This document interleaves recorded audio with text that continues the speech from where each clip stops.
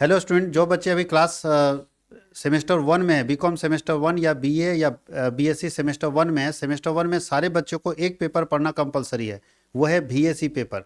और BSc paper में सब लोगों को पढ़ना है अंडरस्टैंडिंग ऑफ इंडिया। पहले था, बोल दिया अंडरस्टैंडिंग भारत कर दिया है, मतलब वही हिंदी कर दिया है। अंडरस्टैंडिंग ऑफ इंडिया सब लोगों को पढ़ना है, चाहे वो स्टूडेंट आर्ट्स के हो, चाहे वो स्टूडेंट साइंस के हो या कॉमर्स के हो। ये सब्जेक्ट अंडरस्टैंडिंग अंडरस्टैंडिंग भारत कर दिया अब।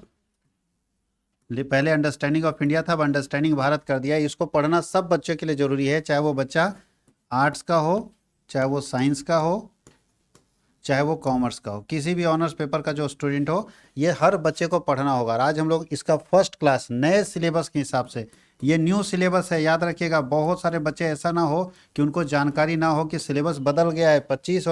25 से 29 के लिए जो सिलेबस बदला है वो 25 से 29 सेशन वाले के लिए सिर्फ बदला है। यानी जो बच्चे अभी सेमेस्टर वन में है सिर्फ उनके लिए बदला है, जिनका 25 से 29 सेशन है, उनके लिए कंप्लीट सिलेबस बदल चुका है।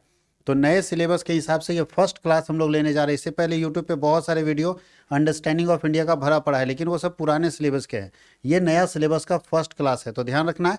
नए सिलेबस के हिसाब से चलेंगे। पेपर का नाम क्या है? बीएससी पेपर है, बीएससी। बीएससी का फुल फॉर्म है वैल्यू एडेड कोर्स। और इस पेपर में हम लोगों को पढ़ना है, पेपर का नाम क्या है? बीएससी पेपर का अंडरस्टैंडिंग भारत। यहाँ पे आपको चुनना पड़ेगा। बीएससी में बहुत सारे 6 पेपर दिया है, 6 से 7 पेपर, जिसमें आपको 2 चुनना है।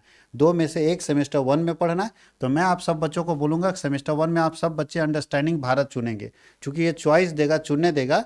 तो आप अंडरस्टैंडिंग भारत चुनिए, ज़्यादा अच्छा है। अंडरस्टैंडिंग ऑफ इंडिया है या अंडरस्टैंडिंग भारत, एक ही बात है।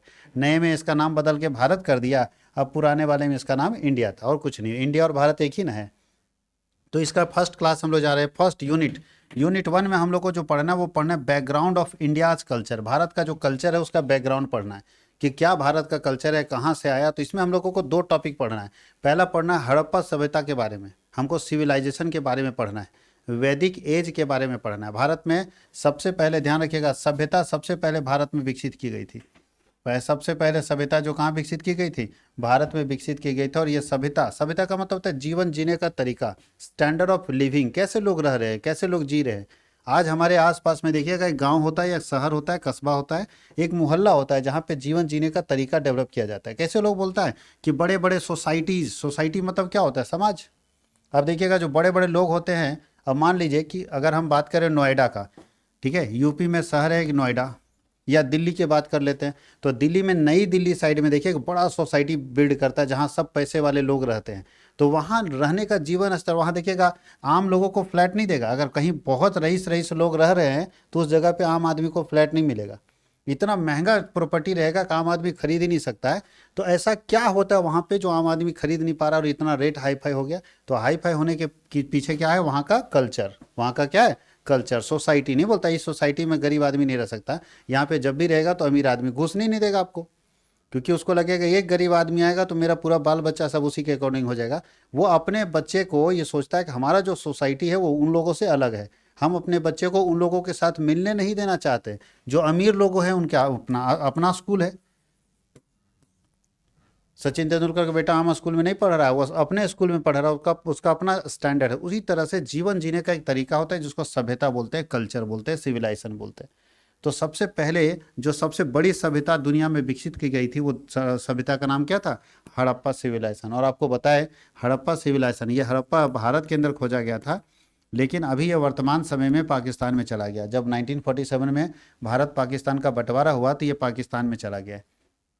तो दुनिया की सबसे बड़ी 4 सभ्यता ढूंढी गई, 4 जगह पे सिविलाइजेशन ढूंढा गया दुनिया में। उसमें से सबसे बड़ी नगरीय सभ्यता, नगरीय मतलब शहर था, ये एक शहर था। जो शहर में फैसिलिटी होती है वैसा एक नगर था, नगरीय सभ्यता। सबसे बड़ी नगरीय सभ्यता जो है वो हड़प्पा सिविलाइजेशन थी, हड़प्पा सभ्यता थी। इसी सभ्यता को सिंधु घाटी सभ्यता भी कहते हैं, क्योंकि ये हड़प्पा सभ्यता सिंधु घाटी के नदी तट पर पाई गई थी। तो सिंधु घाटी के नदी तट पर होने के कारण इस सभ्यता को हम सिंधु घाटी सभ्यता के नाम से भी जानते हैं। वही बात यहाँ लिखा हुआ है, देखिए, पूरा हड़प्पा सभ्यता को सिंधु घाटी सभ्यता भी कहा जाता है। Harappa civilization is also known as Sindhu valley civilization. यह विश्व की सबसे पुरानी प्राचीन नगर सभ्यता थी, यानी शहरी सभ्यता थी। उसके पहले जो 3 सभ्यता विकसित की गई थी, जैसे आप सुनेंगे रोम में, मिस्र की सभ्यता सुने हैं ना कि वहाँ मिस्र की सभ्यता थी। अगर आप पढ़े होंगे थोड़ा भी हिस्ट्री तो आप जानते होंगे 4 सभ्यताएं थी।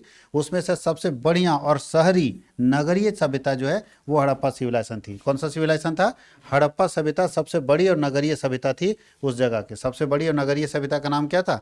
हड़प्पा सिविलाइजेशन, हड़प्पा सभ्यता, जो लगभग 2500 ईसा पूर्व में विकसित हुई थी। यानी अभी 2025 चल रहा है और 2500 पहले ईसा पूर्व जब शुरू हुआ उससे पहले 2500 ईसा पूर्व पहले ही ये स्टार्ट हुआ था। बहुत पुरानी सभ्यता है, बहुत पुरानी सभ्यता। और इस सभ्यता से जुड़े कुछ क्षेत्र, कुछ शहर के नाम दिए हुए यहाँ पे लिखा है कि एरिया और इम्पोर्टेंट साइट्स कौन कौन सा है। तो ध्यान रखें ना, जो सभ्यता हम हड़प्पा सभ्यता की बात कर रहे हैं, यह सभ्यता वर्तमान में भारत और पाकिस्तान के क्षेत्रों में फैली हुई थी, लेकिन इसका ज़्यादातर शहर कहाँ चला गया?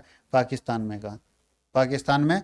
इसके प्रमुख स्थल थे हड़प्पा, जगह का नाम था हड़प्पा, मोहनजोदड़ो, धोलावीरा, लोथल, कालीबंगा, ये सब शहर थे इसके उस समय में। यानी ये सभ्यता बहुत बड़ी थी, ये छोटी मोटी सभ्यता नहीं थी कि बस एक एरिया तक फैली हुई, बहुत बड़ी सभ्यता जिसके अंदर हड़प्पा शहर था, मोहनजोदड़ो शहर था, धोलावीरा था, लोथल था, कालीबंगा था, ऐसे बहुत सारे शहर उसमें अंदर शामिल था। देखो इसका प्लानिंग क्या था वो ध्यान रखिएगा। इस कारण सबसे बढ़िया जो इस सभ्यता को आगे बढ़ाने में, इस सभ्यता को ज़्यादा फेमस करने में जो सबसे बड़ा रोल प्ले करता है कि ये सभ्यता क्यों दुनिया में फेमस हुआ है। हड़प्पा सभ्यता को सब पढ़ता है, चाहे कोई देश का नागरिक हो, इसको जरूर पढ़ता है, क्योंकि इसलिए फेमस हुआ कि उस जमाने में इसका टाउन प्लानिंग होता था। टाउन प्लानिंग मतलब जैसे कहीं शहर बसता है ना, तो वहाँ सरकार प्लान बना के शहर बसाती है। 2 शहर होते हैं, एक पुराने शहर और एक उसको बसाया हुआ शहर होता है। तो जो पुराना होता है एकदम कबाड़ दिखेगा आपको, और जो बसाया हुआ शहर जैसे दिल्ली में आप देख लीजिए, तो पुरानी दिल्ली पुराना शहर है, उसमें आपको कुछ नहीं मिलेगा, ना बढ़िया से नाली सुविधा मिलेगा, ना बढ़िया गली मिलेगा, कुछ नहीं। नई दिल्ली बसाया हुआ शहर है, वहाँ पे आपको सब ठीक मिलेगा, सड़कें चौड़ी मिलेगी, सब नया दिल्ली में मिलेगा, पुराना दिल्ली में कुछ नहीं। उसी तरह से हर शहर को बसाया जाता है।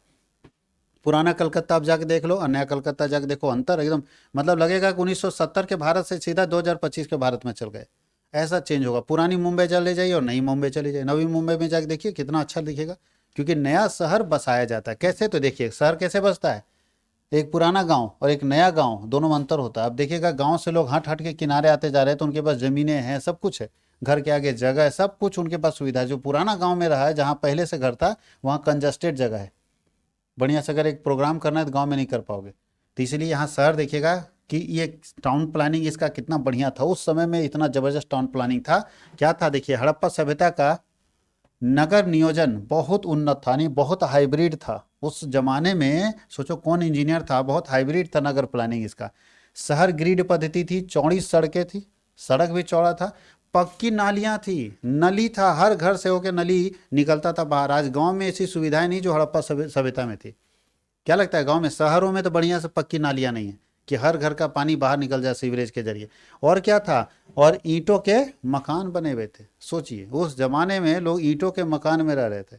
ये तो गांव में अभी अब बनना शुरू हुआ है, और उस समय में ये योजना नगर ये योजना थी, यानी पूरा शहर है। देख लो, पीने की पानी की व्यवस्था, नहाने की व्यवस्था, सब कुछ था। पीने का पानी कहाँ होगा, बाथरूम, किचन, सब बना हुआ था उस सभ्यता के अंदर। सोचिए कि कितनी पुरानी सभ्यता और लोग कैसे उस समय जीते थे, किस तरह से लोग इसको बनाए थे। अर्थव्यवस्था कैसी थी? तो उस समय में एक ही चीज़ है, सबसे मुख्य का अर्थव्यवस्था का जो साधन था लोगों का, वो था कृषि, और दूसरा व्यापार, और तीसरा शिल्प कला। फिर से बताए क्या क्या बताए? उस समय में लोग क्या है, कहाँ से पैसा कमाते थे? सबसे मेन कृषि, उसके बाद व्यापार से, ठीक है, उसके बाद शिल्प कला, जो हाथ से बनाते हैं, चित्रकला जिसको बोलते हैं, मूर्तियां बनाना है, घड़ा बनाना है, मिट्टी का जो बर्तन बना के बेचते थे, वो शिल्प कला है। इनका व्यापार मेसोपोटामिया में से भी होता था, मेसोपोटामिया तक इनका व्यापार चलता था। रिलीजन, उस समय लोग तो बोलता है, इस समय के लोग मातृदेवी, पशुपति, आदि शिव, वृक्षों, पशुओं की पूजा करते थे। उस जमाने के लोग किसकी पूजा करते थे? मातृदेवी की, पशुपति की, जिसको आदि शिव बोलते हैं, वृक्ष की, और पशुओं की पूजा किया करते थे। पशु में गाय को सर्वश्रेष्ठ माना जाता था। लिपि कौन सी थी? तो हड़प्पा सभ्यता में, कोई बोलता हड़प्पा सभ्यता में हड़प्पा लिपि चित्रात्मक थी, यानी चित्र के जरिए वहां लिखा जाता था, जिसे आज तक पढ़ा नहीं जा सका। लोग कोई पढ़ ही नहीं पाया क्या लिखा हुआ वहां पे। अब पिक्चर कुछ बना दोगे तो कैसे पता चलेगा क्या लिखा हुआ? जब समझ गए, तो इसको आज तक कोई नहीं पता। तो ये सभ्यता खत्म कैसे हो गई? जब इतनी बढ़िया सभ्यता थी तो इसको तो जिंदा रहना चाहिए था। सब लोग मर कैसे गए, कैसे खत्म हो गया सभ्यता? एक भी उसका खानदान का आदमी नहीं बचा।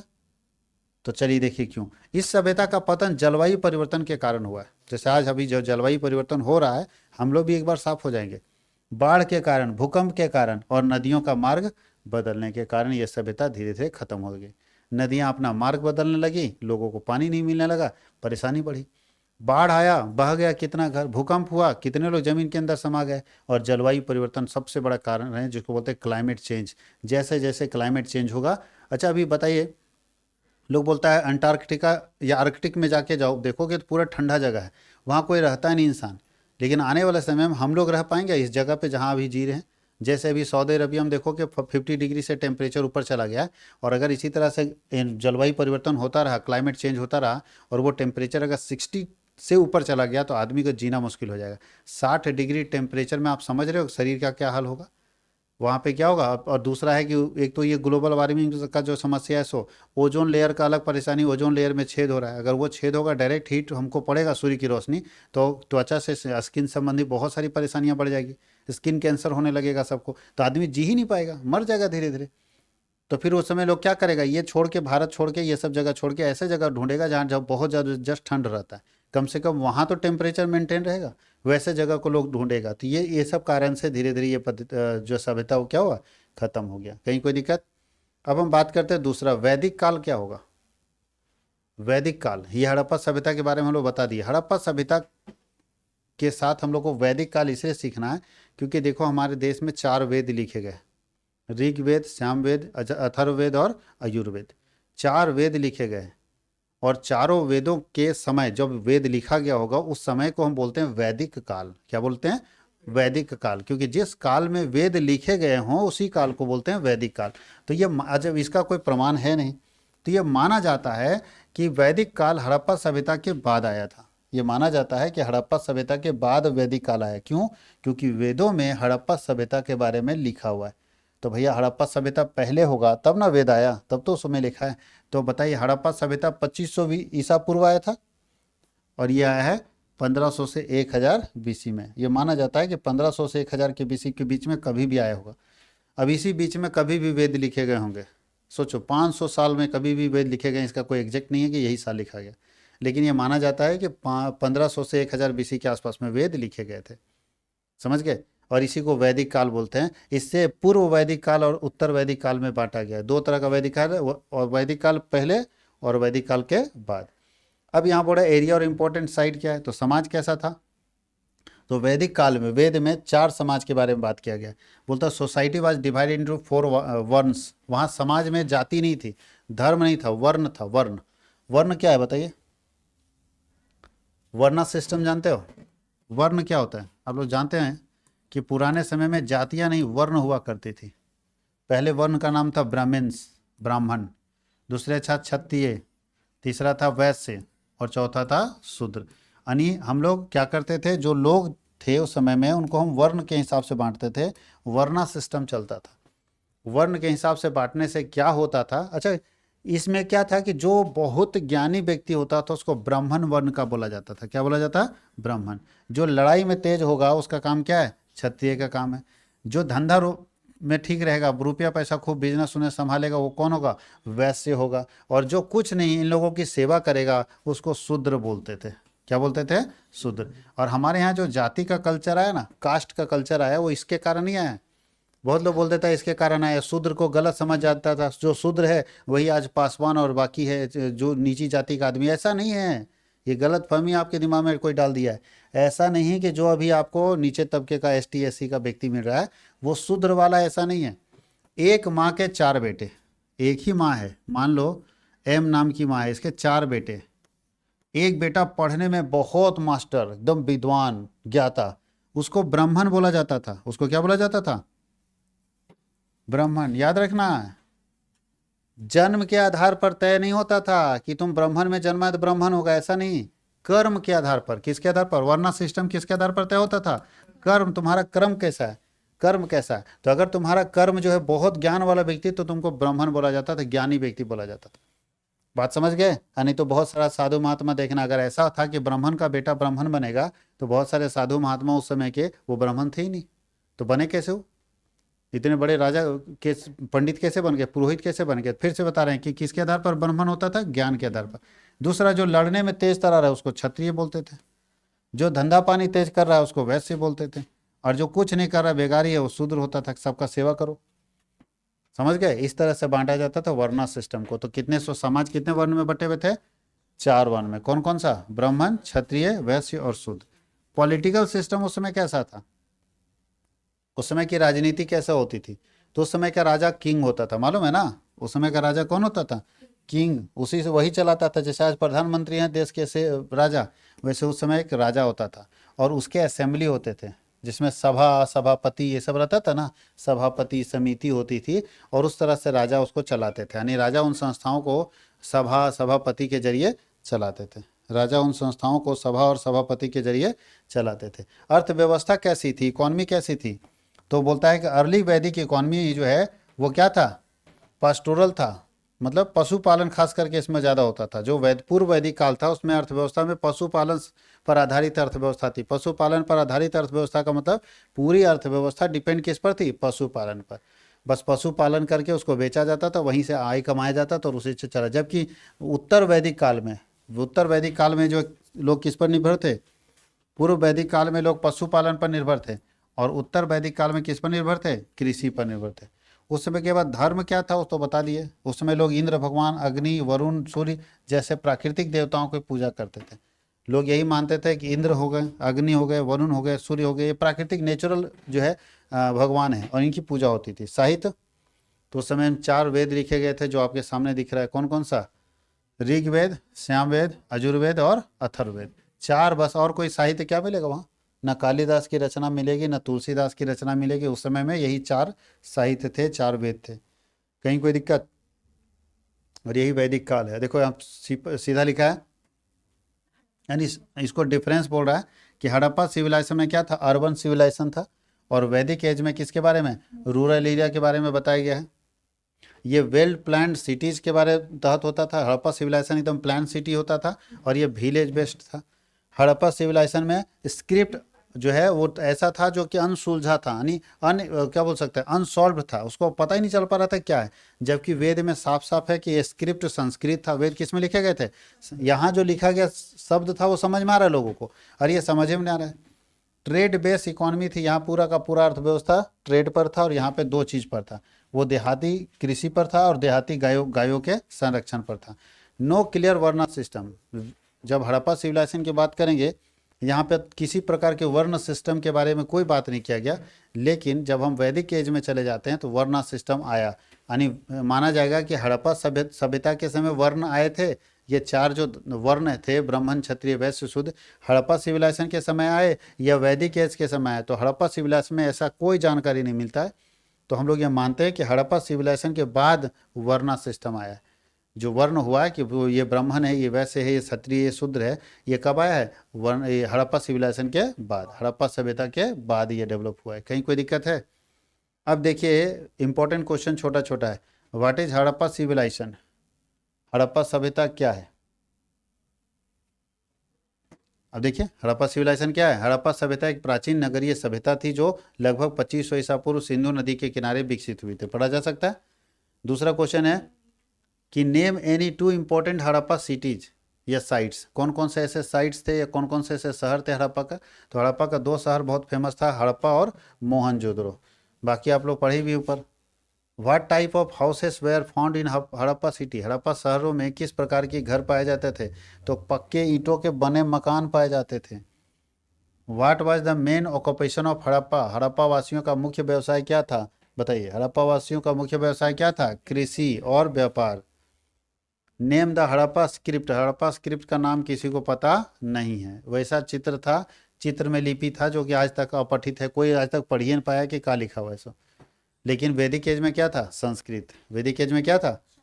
व्हाट इज वैदिक एज? तो वैदिक एज बोलता है कि जिस काल में वेदों की रचना की गई उसे वैदिक काल कहते हैं। अभी बताए थे ना, जिस समय में वेदों को लिखा गया उसका टाइम पीरियड को बोलते हैं वैदिक एज।